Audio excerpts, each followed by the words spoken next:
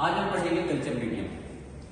Culture medium microbiology में एक ऐसी चीज है कि आप इसको कह सकते हैं कि ये बैक्टीरिया की डाइट है।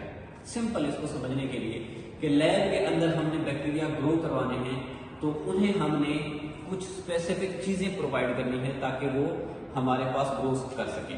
स्पेसिफिक चीजें क्या चाहिए होती है? उनको न्यूट्रिएंट्स, कुछ न्यूट्रिएंट्स चाहिए होते हैं, उनको प्रोटीन चाहिए, कार्बोहाइड्रेट्स चाहिए, वाटर चाहिए, आयरन चाहिए। इस तरह की हर बैक्टीरिया की आपको अलग रिक्वायरमेंट होती है, लेकिन ये एक मेन है कि इस तरह की चीजें बैक्टीरिया को लैब में ग्रो करने के लिए चाहिए होती हैं।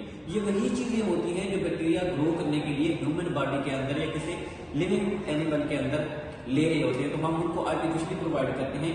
उसका पर्पस क्या होता है? उसका पर्पस ये होता है कि हम बैक्टीरिया को ग्रो करते हैं और उसके बाद देखते हैं कि इस पेशेंट को कौन सी डिजीज है, कौन सी टाइप का इन्फेक्शन है और इसका ट्रीटमेंट प्लान क्या होगा। ये सारा माइक्रोबायोलॉजी लैब का काम है। उसके बाद उनको एटमॉस्फेयर भी वही प्रोवाइड किया जाता है जैसे जो हमारा ह्यूमन बॉडी का टेम्परेचर है। इनको 37 टेम्परेचर ही प्रोवाइड किया जाता है लैब के अंदर, ठीक है। न्यूट्रिएंट्स भी वही प्रोवाइड किए जाते हैं जो ह्यूमन बॉडी में वो ले रहे थे, उनको टेम्परेचर भी वही प्रोवाइड किया जाता है जो ह्यूमन बॉडी का था। उसके अलावा उनको जो है उनकी दूसरी एटमॉस्फेयर के अलावा उनकी जो एरोबिक रिक्वायरमेंट्स हैं ऑक्सीजन या कार्बन डाइऑक्साइड की, उनको भी ख्याल रखा जाता है कि ऑब्लिगेट एरोब्स हैं जिनको ऑक्सीजन ही चाहिए, उनको सिर्फ ऑक्सीजन प्रोवाइड करनी है, ऑक्सीजन की नहीं होगी तो वो मर जाएंगे। और दूसरा है ऑब्लिगेट एनारोब्स हैं जो जिनको ऑक्सीजन नहीं चाहिए जरा सी भी, उनको हम थोड़ी सी भी ऑक्सीजन प्रोवाइड करेंगे तो वो मर जाएंगे, उनकी हम ग्रोथ नहीं करवा सकेंगे और हम रिपोर्ट नहीं दे सकेंगे बराबर। फिर उसके बाद है फैकल्टेटिव एनारोब्स। फैकल्टेटिव एनारोब्स है कि जो ऑक्सीजन हो तो भी चल जाएंगे, जिंदा रह जाएंगे, ना हो तो भी जिंदा रह जाएंगे, ठीक है। दोनों एनवायरमेंट्स का वो फायदा उठा सकते हैं, ठीक है। इन्हीं ये है बेसिक उसकी रिक्वायरमेंट्स कि हमें चाहिए क्या क्या। अब जो है उसकी कल्चर मीडिया की टाइप्स क्या होती है, ये तो हमने न्यूट्रिएंट्स हमने इकट्ठे कर लिए। फॉर एग्जांपल हमने जैसे वो खाना बनाने के लिए हमने गोश्त ले लिया, सब्जियां ले ली, या जो जो भी हमने बनाना था उसके अकॉर्डिंग हमने ले लिया। तो अब होती है कल्चर मीडिया की टाइप्स। कल्चर मीडिया होता है, एक सॉलिड कल्चर मीडिया होता है। सॉलिड कल्चर मीडिया ये होता है कि हमारे पास आता तो लैब में पाउडर फॉर्म में, उसके अंदर हम उसको डिस्टिल वाटर के अंदर डाल के उसके अंदर स्पेसिफिक रिक्वायरमेंट, हर कल्चर मीडिया की अलग से रिक्वायरमेंट दी हुई होती है कंपनी की तरफ से कि आपने इसको ऐसे ऐसे तैयार करना है। उसको हम करते हैं जी, पाउडर फॉर्म में आता है, उसको तैयार करने के लिए हम उसको उसके अंदर डिस्टिल वाटर डालते हैं, उसको बॉयल करते हैं और फिर उसको हम पैट्री डिशेस में, पैट्री प्लेट्स में डाल के रख देते हैं और वो सॉलिड कल्चर मीडिया बन जाता है। फिर उसके बाद है सेमी सॉलिड। सेमी सॉलिड में ये होता है कि उसके अंदर डाल दिया जाता है, थोड़ा सा एगर डाल दिया जाता है सॉलिड मीडिया के अंदर, तो वो थोड़ा सा पतला हो जाता है, थोड़ा सा पेस्टी सा हो जाता है, लिक्विफाइड हो जाता है, थोड़ा सा हल्का सा पतला हो जाता है। लिक्विड मीडिया ये होते हैं।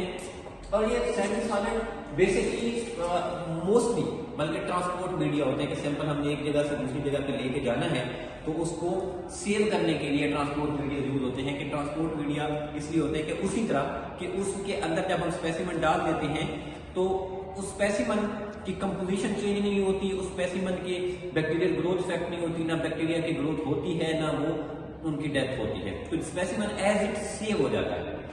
लिक्विड मीडिया भी जैसे ब्लड कल्चर का मीडिया होता है, ब्लड कल्चर बॉटल के अंदर एक वाटरी सा फ्लूइड होता है, उसके अंदर बीड से होते हैं, तो इस तरह का मीडिया लिक्विड मीडिया होते हैं, ठीक है।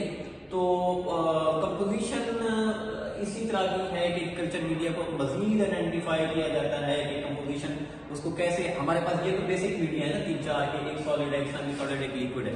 इसको फिर आगे फर्दर माइक्रोबायोलॉजी लैब के हिसाब से मजीद मॉडिफाई किया जाता है मीडिया को।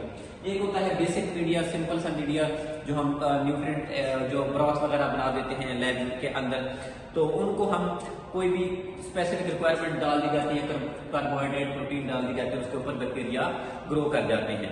एनरिच मीडिया ये होते हैं कि एनरिच मीडिया के अंदर, बेसिक मीडिया के अंदर कुछ और स्पेसिफिक कंपोनेंट डाल दिए जाते हैं कि जैसे हम किसी जो है बेसिक मीडिया के अंदर ब्लड डाल देते हैं, ह्यूमन ब्लड ही डाल दिया जाता है या शीप ब्लड डाला जाता है, कुछ बैक्टीरिया की रिक्वायरमेंट होती है, या सीरम डाल देते हैं, या कुछ हम कोई यीस्ट एक्सट्रैक्ट्स या कोई विटामिन या कुछ ऐसी चीज डाल देते हैं जो उसकी किसी बैक्टीरिया की ग्रोथ के लिए रिक्वायर्ड है, तो इसको कहते हैं एनरिच्ड मीडिया। मतलब बेसिक मीडिया को थोड़ा सा हमने मॉडिफाई कर दिया, उसमें कुछ चीज और बैक्टीरिया, हर बैक्टीरिया की अलग रिक्वायरमेंट, हर स्पेसिमन की, जो हमारे पास स्पेसिमन आता है उसके हिसाब से हमें आइडिया हो जाता है इसकी क्या रिक्वायरमेंट होगी। सिलेक्टिव मीडिया ये होता है कि किसी एक बैक्टीरिया को स्पेसिफिक हमने ग्रो करवाना है तो उसके लिए हम स्पेसिफिक मीडिया, सिलेक्टिव मीडिया करते हैं। जैसे मैनिटोल सॉल्ट एगर है, वो सिलेक्टिव कुछ बैक्टीरिया की ग्रोथ के लिए यूज होता है। इंडिकेटर मीडिया भी यही होता है कि इंडिकेटर मीडिया में हम जो है बेसिक मीडिया के अंदर जो है मैकॉनिकी एगर के अंदर हम कुछ और कलर्स ऐड कर देते हैं। मैकॉनिकी वैसे बेसिक मीडिया ही, तो वो कलर आइडेंटिफिकेशन की वजह से हम उसको क्या कहते हैं, इंडिकेटर मीडिया। ट्रांसपोर्ट मीडिया उसी तरह ये कि हमने एक जगह से दूसरी जगह स्पेसिमन लेके जाने हैं, माइक्रोबायोलॉजिकल स्पेसिमन लेके जाने हैं, तो उनको ट्रांसपोर्ट करने के लिए जो मीडिया यूज होता है वो हम उसको कहते हैं ट्रांसपोर्ट मीडिया। आइडेंटिफिकेशन मीडिया भी इंडिकेटर मीडिया की तरह है कि इस मीडिया से जो है इसके ऊपर जो बैक्टीरिया की ग्रो करवाए जाते हैं उसकी कलर चेंजिंग से या इस मीडिया की कलर चेंजिंग से हम उसको आइडेंटिफाई कर लेते हैं कि इस इंडिकेटर मीडिया ने ही हमें बता दिया कि इस तरह का माइक्रोऑर्गेनिज्म आपके पास ग्रो कर रहा है। ठीक है।